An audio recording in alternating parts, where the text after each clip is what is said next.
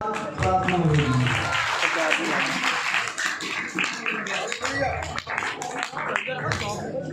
Hallelujah.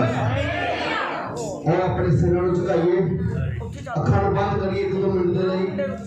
Aslani खुदा बाप 10 बजे मैं समाप्ति कर देवांगा और उसी खुदा के कलाम के विचों एक आयत पढ़ांगे, थोड़ा समा उस पर गौर करांगे कि परमेश्वर का कलाम का फैसला है कि जो भी तुसी मेरी हजूरी दे विच बहु ते अपना पैर चौकसी दे नाल करो।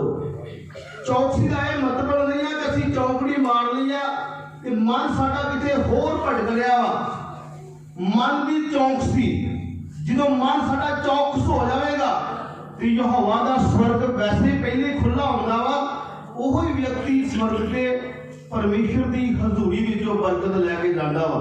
बाकी सारे जिद्दां आए आ उदा की कर जाते ने, वापस चले जाते ने। सिर्फ वही बंदा, वही परिवार या बच्चा होवे या बुजुर्ग होवे परमेश्वर के हजूर में जो कुछ खा सकता वा, जेड़ा मन चौकस परमेश्वर के गाड़ी बैठा होया है।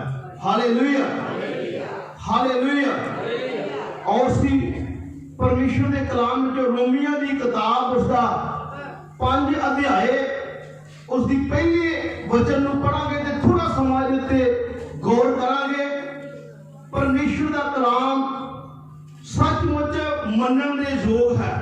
मैं तुहानूं फिर दोबारा दसदा वां कि जिस तरह पूरा साल लंघ गया असीं मुसीबतां, परेशानियां, तंगियां, कई तरह दियां अंदरां दे विच फसे होए, बड़ी दुआ की, बहुत अपा किए, बहुत कुछ किया। इथों की चर्च भी बदल देते, इथों की पास्टर भी बदल देते, पर हल कोई नहीं। हल उस दिन तो ही होना वा जिस दिन साडा मन परमेश्वर दे विच की हो गया, चौकस हो गया। फिर तुसी अपने घर बैठे ही स्वर्ग दी बरकतां नूं की कर सकते जो, पा सकते जो। Hallelujah, hallelujah. और स्वर्ग दूत उन्होंने कहा जाता वा जिन्हें वाकई खुदा दे की ने दूत ने, क्योंकि उन्होंने चेहरा, उन्होंने लिबास, उन्होंने सब कुछ की है वखरा है। इस करके लोग तां मसीह मनणगे, मसीह वाले मनणगे कि तुहाडा हर एक चीज की होवे अलग नजर आउंदी होवे।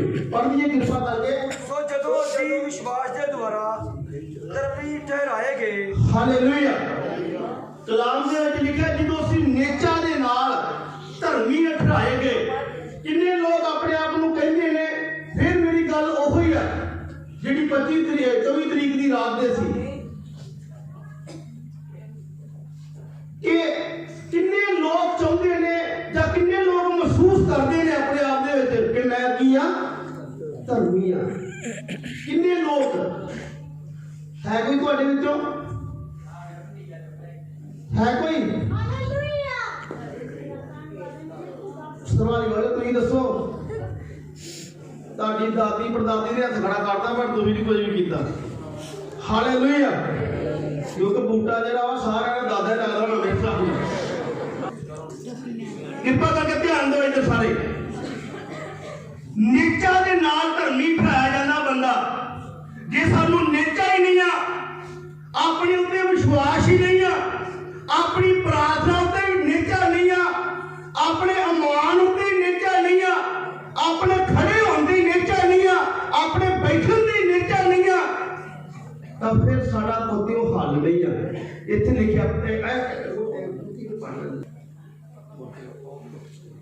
सो जदों असीं नेचा नाल, ਜਦੋਂ ਅਸੀਂ ਨੇਚਾ ਦੇ ਨਾਲ धर्मी ठहराए गए, ਧਰਮੀ ਠਹਿਰਾਏ ਗਏ ਤਾਂ ਅਸੀਂ ਆਪਣੇ ਪ੍ਰਭੂ ਯਿਸੂ ਮਸੀਹ ਦੇ ਰਾਹੀਂ ਯਿਸੂ ਮਸੀਹ ਦੇ ਰਾਹੀਂ ਪਰਮੇਸ਼ਰ ਵੱਲੋਂ ਸ਼ਾਂਤੀ ਰੱਖੀਏ।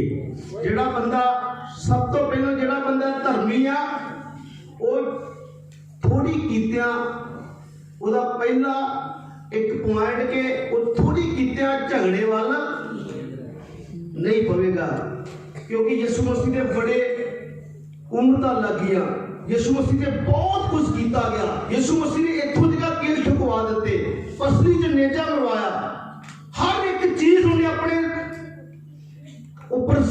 की, पर उन्हें किसी के उत्ते लड़ाई का थप्पा नहीं लाया। असी जे यीशु मसीह के लोग हैं, सब तो पहलों कि यह चीज अपनी जिंदगी विचों की करनी है, कट देनी। जे असी मसीह आते, जे दोगले मसीह आ, तो फिर असी की करांगे, हर थां ते पंगा खड़ा करांगे। तो जे असी पक्के मसीह आ, तो फिर हर गल नूं की करांगे, सहन करांगे। सिर्फ दो हद तीन गल्लां बोलणियां, ध्यान दे नाल सुनियो, पढ़िए। ਜਿਹਦੇ ਰਾਹੀਂ ਅਸੀਂ ਵੀ ਨੇਚਾ ਨਾਲ ਉਸ ਕਿਰਪਾ ਵਿੱਚ ਆਪਣੇ ਅਸੀਂ ਉਸ ਕਿਰਪਾ ਵਿੱਚ ਉੱਪੜੇ। ਕੁਝ ਲੋਕ ਉੱਪੜ ਗਏ ਨੇ ਤੇ ਕੁਝ ਲੋਕ ਉੱਪੜਦੇ ਨੇ, ਹਾਲੇਲੂਇਆ। ਤੇ ਕੁਝ ਲੋਕ ਅਜੇ ਤਿਆਰੀ ਕਰ ਰਹੇ ਨੇ ਤੇ ਕੁਝ ਲੋਕ ਸੁਣਦੇ ਜ਼ਰੂਰ ਨੇ। ਜਿੱਦਾਂ ਪਹਿਲਾ ਸਾਲ ਲੰਘ ਗਿਆ ਸੁਣਦਿਆਂ ਉਸੇ ਤਰ੍ਹਾਂ ਆਹ ਸਾਲ ਵੀ ਜਿਹੜਾ ਕੀ ਹੋ ਜਾਵੇਗਾ, ਲੰਘ ਜਾਵੇਗਾ, ਹਾਲੇਲੂਇਆ। ਉਹਨਾਂ ਦੇ ਲਈ ਉਹ ਸਾਲ ਆ ਜਿਹੜੇ ਲੋਕ ਯਿਸੂ ਮਸੀਹ ਨੂੰ ਨਹੀਂ ਜਾਣਦੇ, ਪਰ ਜਿਹੜੇ ਲੋਕਾਂ ਨੇ ਜਾਣ ਲਿਆ, ਜਿਨ੍ਹਾਂ ਨੇ ਨੇਚਾ ਦੇ ਨਾਲ ਜਾਣ ਲਿਆ ਵਾ, ਉਹਨਾਂ ਦੇ ਲਈ ਉਸ ਦਿਨ ਤੋਂ ਹੀ ਨਵਾਂ ਸਾਲ ਸੀ। ਅੱਜ ਤੱਕ ਉਹਨਾਂ ਦੀ ਜ਼ਿੰਦਗੀ 'ਚ ਪੁਰਾਣਾ ਸਾਲ ਆਇਆ ਹੀ ਨਹੀਂ। ਉਹ ਹਰ ਦਿਨ ਨਵੇਂ ਸਾਲ ਦੇ ਵਿੱਚ ਪ੍ਰਵੇਸ਼ ਹੁੰਦੇ ਨੇ ਕਿ ਹਰ ਦਿਨ ਹੀ ਉਹਨਾਂ ਦੇ ਲਈ ਕੀ ਹੁੰਦਾ ਵਾ, ਨਵਾਂ ਹੁੰਦਾ ਹੈ, ਹਾਲੇਲੂਇਆ। ਇਹ ਉਹਨਾਂ ਦੇ ਲਈ ਨਵਾਂ ਸਾਲ ਹੈ ਜਿਨ੍ਹਾਂ ਨੇ ਆਪਣੀ ਤਿਆਰੀ ਕਰਨੀ ਆ, ਹਜੇ ਜਿਨ੍ਹਾਂ ਨੇ ਤਿਆਰ ਹੋਣਾ ਵਾ, ਜਿਨ੍ਹਾਂ ਨੇ ਪਰਮੇਸ਼ਰ ਨੂੰ ਪਾਉਣਾ ਵਾ, ਹਾਲੇਲੂਇਆ। ਉਹਨਾਂ ਦੇ ਲਈ ਇਹ ਨਵਾਂ ਸਾਲ ਆ। ਤੇ ਜੇ ਇਸ ਨਵੇਂ ਸਾਲ ਵਿੱਚ ਵੀ ਨਹੀਂ ਤੋਬਾ ਕਰਨੀ, ਇਹ ਵੀ ਸਾਲ ਲੰਘ ਜਾਣਾ ਵਾ, ਹਾਲੇਲੂਇਆ। ਸਮਾਂ ਲੰਘਦਾ ਜਾ ਰਿਹਾ ਵਾ। ਪੜ੍ਹੀਏ, ਧਿਆਨ ਦੇ ਨਾਲ ਸੁਣੀਏ, ਜਲਦੀ ਪੜ੍ਹੀਏ। ਉਸ ਕਿਰਪਾ ਵਿੱਚ ਆਪਣੇ ਜਿਹਦੇ ਉੱਤੇ ਖਲੋਤੇ ਹਾਂ, ਅਸੀਂ ਅਤੇ ਪਰਮੇਸ਼ਵਰ ਦੇ ਪ੍ਰਤਾਪ ਦੀ ਆਸ ਉੱਤੇ ਅਭਿਮਾਨ ਕਰੀਏ। ਆਸ ਉੱਤੇ ਕੀ ਕਰਨਾ ਵਾ, ਅਸੀਂ ਅਭਿਮਾਨ ਕਰਨਾ, ਮਤਲਬ ਪੱਕਾ ਭਰੋਸਾ ਵਾ ਸਾਨੂੰ ਕਿ ਆਪਾਂ ਯਿਸੂ ਮਸੀਹ ਨੂੰ ਗ੍ਰਹਿਣ ਕੀਤਾ ਵਾ ਤੇ ਵਾਕਿਆ ਹੀ ਸਾਡਾ ਹਰ ਇੱਕ ਕੰਮ ਕੀ ਹੋਵੇਗਾ, ਸਫਲ ਹੋਵੇਗਾ, ਹਾਲੇਲੂਇਆ। ਸਿਰਫ ਉਸ ਬੰਦੇ ਦਾ ਯਿਸੂ ਮਸੀਹ ਦੀ ਕੁਰਬਾਨੀ ਵੀ ਕੀ ਹੋਈ, ਉਹਦਾ ਜਨਮ ਲੈਣਾ ਵੀ ਸਫਲ ਹੋਇਆ। ਉਹਦੇ ਜਨਮ ਦੇ ਉੱਤੇ ਬਹੁਤ ਸਾਰੀਆਂ ਰੁਕਾਵਟਾਂ ਪੈ ਚੁੱਕੀਆਂ ਸੀ, ਬਹੁਤ ਸਾਰੀਆਂ ਪਰੇਸ਼ਾਨੀਆਂ ਮਾਂ ਮਰੀਮ ਨੂੰ ਤੇ ਯੂਸਫ ਨੂੰ ਸਹਿਣੀਆਂ ਪਈਆਂ, ਉਹਨਾਂ ਦੇ ਪਰਿਵਾਰ ਨੂੰ ਸਹਿਣੀਆਂ ਪਈਆਂ, ਹਾਲੇਲੂਇਆ, ਹਾਲੇਲੂਇਆ।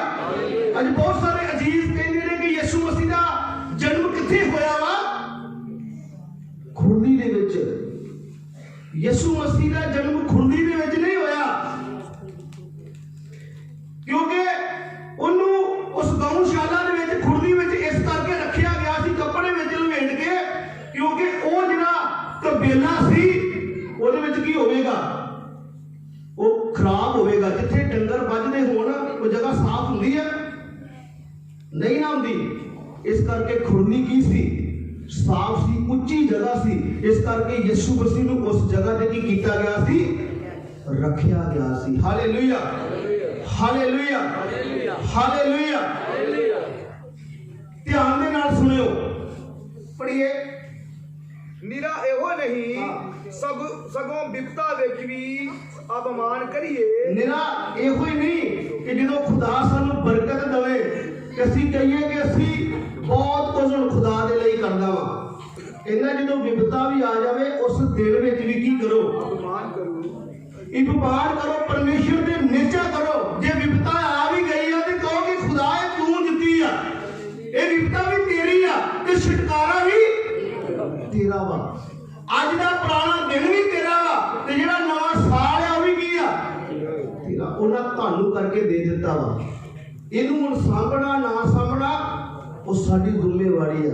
ਸਿਰਫ ਅਸੀਂ ਗਰੀਬ ਆ ਤੇ ਇਸੇ ਕਾਰਨ ਕਹਾਵਤਾਂ ਦੇ ਵਿੱਚ ਲਿਖਿਆ, ਇਹ ਆਲਸੀ ਮਨੁੱਖਾ ਤੂੰ ਕੀੜੀ ਕੋਲ ਜਾ। ਉਹਦਾ ਨਾ ਕੋਈ ਕੀ ਆ, ਹਾਕਮ ਆ, ਨਾ ਕੋਈ ਅਹੁਦੇਦਾਰ ਆ, ਫਿਰ ਵੀ ਆਪਣਾ ਰੁੱਤ ਸਿਰੇ ਕੰਮ ਕੀ ਕਰਦੀ ਆ, ਲਗਾਤਾਰ ਕਰਦੀ ਆ। ਮਸੀਹ ਦੇ ਪਿਆਰ ਹੋਏ ਨੌਜਵਾਨੋ, ਮੈਂ ਵੀ ਤੁਹਾਨੂੰ ਯਿਸੂ ਮਸੀਹ ਦੇ ਹਜ਼ੂਰ ਦੇ ਵਿੱਚ ਇੱਕ ਗੱਲ ਕਹਿੰਦਾ ਵਾਂ, ਤੁਸੀਂ ਆਪਣੇ ਮਾਂ-ਬਾਪ ਨੂੰ ਸੁੱਖ ਦੇ ਸਕਦੇ ਜੋ, ਤੁਸੀਂ ਆਪਣੇ ਅਜ਼ੀਜ਼ ਉਸ ਪਰਿਵਾਰ ਨੂੰ ਸੁੱਖ ਦੇ ਸਕਦੇ ਜੋ, ਤੇ ਜੇ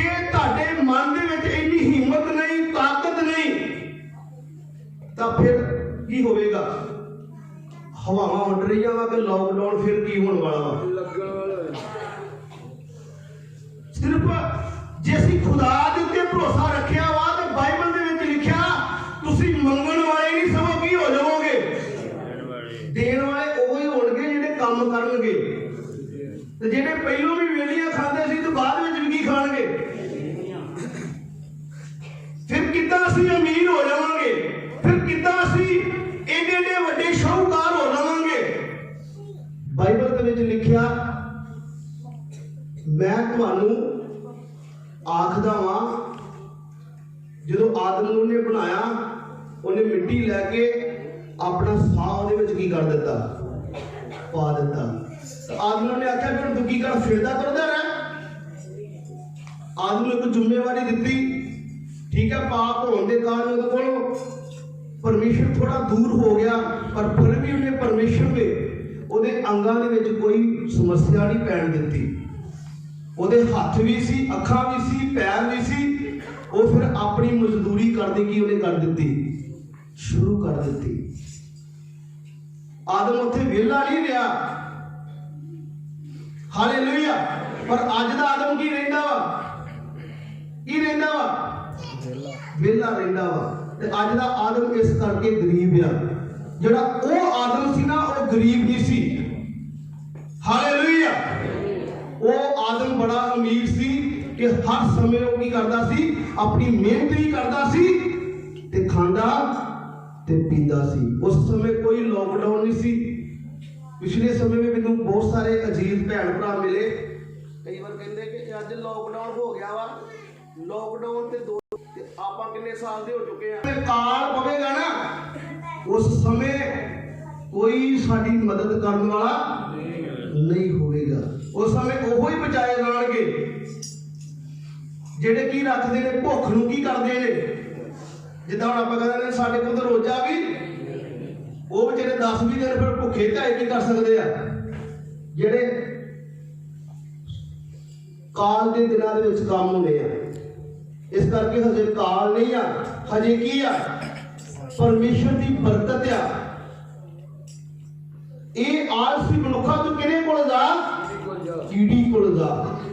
ਸਮਾਂ ਹੋ ਗਿਆ ਵਾ, ਨਹੀਂ ਤੇ ਮੈਂ ਥੋੜਾ ਅੱਗੇ ਲੈ ਕੇ ਜਾਣਾ ਹੀ ਤੁਹਾਨੂੰ, ਥੋੜਾ ਜਿਹਾ ਪੜ੍ਹਦੇ ਕਿਦੋਂ ਲੈਣਾ। ਨਿਰਾ ਇਹੋ ਨਹੀਂ ਸਗੋਂ ਬਿਪਤਾ ਵਿੱਚ ਵੀ ਅਪਮਾਨ ਕਰੀਏ, ਕਿਉਂ ਜੋ ਅਸੀਂ ਇਹ ਜਾਣਦੇ ਹਾਂ ਭਈ ਬਿਪਤਾ ਧੀਰਜ ਨੂੰ ਪੈਦਾ ਕਰਦੀ ਹੈ। ਜਦੋਂ ਸਾਡੇ ਤੇ ਵਿਪਤਾ ਆਉਂਦੀ ਹੈ ਨਾ, ਖੁਦਾ ਬੜਾ ਵਿਪਤਾ ਕਿਉਂ ਦਿੰਦਾ ਵਾ, ਮੁਸੀਬਤ ਬੜਾ ਕਿਉਂ ਦਿੰਦਾ ਵਾ, ਸਾਨੂੰ ਸਿਖਾਉਣ ਦੇ ਲਈ। ਜਦੋਂ ਬੰਦਾ ਤੰਦਰੁਸਤ ਆ ਨਾ ਉਹ ਰੱਬ ਦਾ ਡਰ, ਤੇ ਜਦੋਂ ਬੰਦੇ ਤੇ ਵਿਪਤਾ ਆਉਂਦੀ ਆ ਨਾ ਉਦੋਂ ਹੀ ਵਿਪਤਾ ਜਿਹੜੀ ਆ ਸਾਨੂੰ ਸਿਖਾਉਂਦੀ ਆ। ਵਿਪਤਾ ਸਾਨੂੰ ਖੁਦਾ ਚੇਤੇ ਕਰਾਉਂਦੀ ਆ। ਇਸ ਕਰਕੇ ਮਸੀਹ ਦੇ ਪਿਆਰਿਓ, ਇਹ ਬੇਨਤੀ ਹੈ ਖੁਦਾ ਦੇ ਕਲਾਮ ਦੀ ਕਿ ਆਪਣੇ ਆਪ ਨੂੰ ਚੌਕਸੀ ਦੇ ਅੰਦਰ ਰੱਖੋ। ਤੇ ਬਾਈਬਲ ਦੇ ਅੰਦਰ ਲਿਖਿਆ ਫਿਰ ਕਹਿੰਦਾ ਮੈਂ ਤੁਹਾਡੇ ਲਈ ਸਵਰਗ ਦੀਆਂ ਕੀ ਖੋਲਾਂਗਾ, ਖਿੜਕੀਆਂ ਕਿਸ ਬੰਦੇ ਦੇ ਲਈ ਖੁੱਲਣਗੀਆਂ। ਖਿੜਕੀਆਂ ਵੈਸੇ ਹੀ ਖੁੱਲੀਆਂ ਪਈਆਂ ਨੇ, ਖੁਦਾ ਕਿਸੇ ਤੋਂ ਓਲਾ ਰੱਖਦਾ ਹੀ ਨਹੀਂ ਆ। ਬਾਈਬਲ 'ਚ ਲਿਖਿਆ ਉਹਦੀਆਂ ਅੱਖਾਂ ਦੇ ਗਾੜੀ ਧਰਤੀ ਤੇ ਕੋਈ ਓਲਾ ਹੈ ਹੀ। ਉਹ ਸਾਰਾ ਕੁਝ ਵੇਖਦਾ, ਜੋ ਉਹ ਬੁਰਾ ਵੀ ਵੇਖਦਾ ਵਾ ਤੇ ਚੰਗਾ ਵੀ ਵੇਖਦਾ ਵਾ। ਉਹ ਆਪਣੇ ਕੰਮਾਂ ਨੂੰ ਵੀ ਵੇਖਦਾ ਵਾ ਤੇ ਜਿਹੜੇ ਲੋਕ ਬੁਰਾ ਕੰਮ ਉਹਦੇ ਕੰਮ ਦੇ ਵਿੱਚ ਕਰਦੇ ਆ ਉਹਨਾਂ ਨੂੰ ਵੀ ਕੀ ਕਰਦਾ ਵਾ, ਉਹਨਾਂ ਦੇ ਦਿਲਾਂ ਨੂੰ ਪਰਖਦਾ ਵਾ। ਜਿਹੜੇ ਬੰਦਗੀ 'ਚ ਬਹਿ ਕੇ ਵੀ ਬੁਰਾ ਦਿਲ, ਬੁਰਾ ਸੁਭਾਅ ਰੱਖਦੇ ਨੇ, ਤੇ ਉਹਨਾਂ ਦੇ ਦਿਲਾਂ ਨੂੰ ਵੇਖਦਾ ਵਾ। ਜਿਹੜੇ ਬੁਰੀਆਂ ਆਦਤਾਂ ਖੁਦਾ ਨੂੰ ਕਹਿੰਦੇ ਨੇ, ਖੁਦਾ ਮੇਰੇ ਅੰਦਰ ਬੁਰੀਆਂ ਆਦਤਾਂ ਕੀ ਕਰਦੇ, ਉਹਨਾਂ ਨੂੰ ਵੀ ਦੇਖਦਾ ਵਾ। ਖੁਦਾ ਹਰ ਇੱਕ ਨੂੰ ਦੇਖਦਾ ਵਾ। ਖੁਦਾ ਕਿਸੇ ਦਾ ਪੱਖਪਾਤ ਨਹੀਂ ਕਰਦਾ। ਇਸ ਕਰਕੇ ਮੇਰੀ ਹੱਥ ਜੋੜ ਕੇ ਬੇਨਤੀ ਆ, ਜੇ ਤੁਸੀਂ ਚਾਹੁੰਦੇ ਹੋ ਕਿ ਆਪਣੇ ਮਾਂ-ਬਾਪ ਨੂੰ ਸੁੱਖ ਦਈਏ, ਆਪਣੇ ਮਾਂ-ਬਾਪ ਦੇ ਲਈ ਅਸੀਂ ਮਿਹਨਤ ਕਰੀਏ। ਬਾਈਬਲ 'ਚ ਲਿਖਿਆ ਪਹਿਲਾ ਰੱਬ ਹੀ ਸਾਡਾ ਕੌਣ ਆ, ਸਾਡਾ ਮਾਂ-ਬਾਪ। ਹਾਲੇਲੂਇਆ। ਤੇ ਜਿਹੜਾ ਬੰਦਾ ਮਾਂ-ਬਾਪ ਨੂੰ ਨਹੀਂ ਦੇਖਦਾ, ਇਹ ਨਹੀਂ ਹੈ ਕਿ ਮਾਂ-ਬਾਪ ਮਿਹਨਤ ਕਰਦਾ ਵਾ ਤੇ ਮਿਹਨਤ ਮਾਂ-ਬਾਪ ਵੀ ਕਰਦਾ, ਵਧੀਆ ਗੱਲ ਆ। ਪਰ ਜਿਹੜੇ ਵਿਅਕਤੀ ਆਪਣੇ ਮਾਂ-ਬਾਪ व्यक्तियों के लिए कोई दुआ, कोई रोजा, कोई संगति किसी तरह का फल दे नहीं सकती। इस करके मेरी हाथ जोड़ के बेनती है, नौजवानों तुहाडे गड़ी खास तुसी अपने आप को परमेश्वर दे विच दो ते अपने अज गलतियां का करार करके अपने खुदा को कि खुदा मेरे कम्मां कारां दे विच बरकत दे। ये नवे साल मेरी जिंदगी च ऐदा ना जावे, ये नवा साल मेरे परिवार की बरकत होवे। बाइबल में लिखा है नौजवान तेरी जवानी नूं कोई तुच्छ ना जाने। इस करके खुदा जिहड़ा वा वो तुहाडे लई वफादार आ, वो तुहानूं कहंदा वा कि तुसीं मैनूं वफादारी दिखाओ। हालेलुया। तां जिहड़ा तुहाडा मालक आ ना, जिहड़ा तुहाडा मालक आ वो वफादार आ, वो तुहानूं भी की चाहुंदा वा कि की बनो। कितने लोग वफादार बनना चाहते हैं उस मालिक दे? जिहड़े वफादार बनना चाहते हैं वो हाथ खड़ा करिए। तुहाडा मालिक वफादार आ, तुहाडा परमेश्वर वफादार आ, जिन्हें तुहानूं साल बख्शिया वो अज तुहाडे कोल वफादारी का सबूत मंगदा वा।